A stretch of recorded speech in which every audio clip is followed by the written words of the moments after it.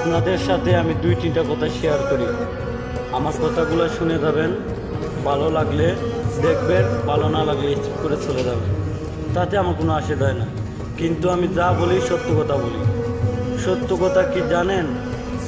এই যে আমি একটা পোলা মানুষ ভাই, আমার কিন্তু আত্মীয় স্বজন অনেক আছে, কিন্তু আমার কাছে যদি টাকা না থাকে ও আত্মীয় স্বজন দিয়ে কাজ হবে না। আজকে আমার কাছে টাকা আছে, আত্মীয় স্বজন আমাকে দাম দেবে, মূল্যায়ন দেবে, মূল্যায়ন করবে। আজকে আমার কাছে টাকা নাই, ও আত্মীয় স্বজন আসবে না, আসবে না, জীবনও আসবে না।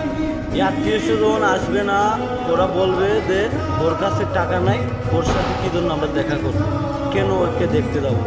কিন্তু আমি যে ছেলে মানুষ, একদিন আল্লাহ যদি চায় আমি অনেক টাকা ইনকাম করার তৌফিক যদি আল্লাহ আমাকে দেয়, অনেক টাকা ইনকাম করতে পারবো। কিন্তু সেই দিন ওই আত্মীয় স্বজনের কথা আমার ইয়াদ হয়ে যাবে, তখন কি করব বলেন আমাকে ভাই, বলেন।